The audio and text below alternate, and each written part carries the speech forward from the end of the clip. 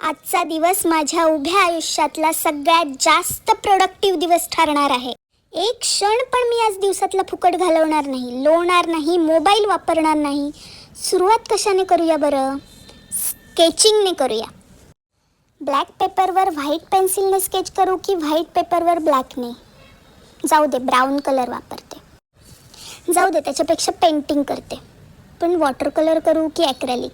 मरू दे, त्याच्यापेक्षा acrylic pen वापरते, सोपं पडेल. एवढ्या मोठ्या वहीवर काढायला वेळ लागेल, छोट्या वहीवर काढते. वेळ पण वाचेल. अजून पण बरेच काही गोष्टी करायच्या आहेत मला दिवसभरात. काढूया लवकर. काय काढू? अशा वेळी नेमकं सुचत नाही काय काढावं. जाऊ दे, मरू दे, लिहिते काहीतरी त्याच्यापेक्षा. चला लिहूया. आज मनातल्या सगळ्या भावना कागदावर उतरवून काढणार. कोणत्या डायरीत लिहू बरं? या सगळ्या तर जुन्या झाल्यात. ही नवीन आहे, नको बाबा. काय लिहू?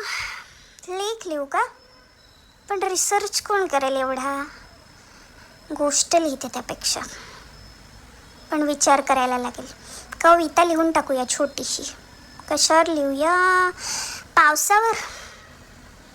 नको, खूपच टिपिकल होईल ते. विषय पटकन सुचत नाही. अशाच नेमक्या वेळी सगळी यमक परागंध होतात मेली. जर्नलिंग करते त्यापेक्षा. बरेच दिवस केलं नाही. आज सगळे स्टिकर, सगळे रंगीत पेन वापरून सगळं लिहून काढणार मनातलं.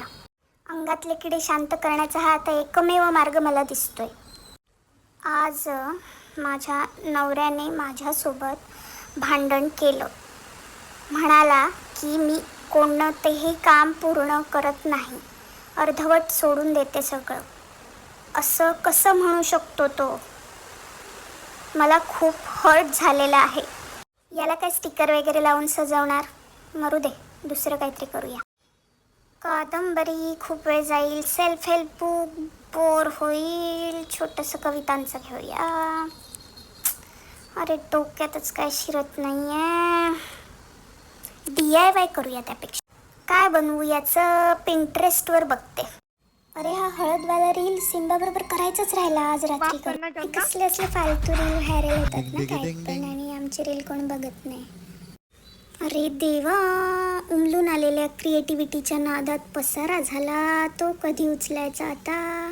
आजच्यासारखा उद्याचा दिवस पण प्रोडक्टिव्ह बनवते आणि मग उद्याच उचलते हे. Good night.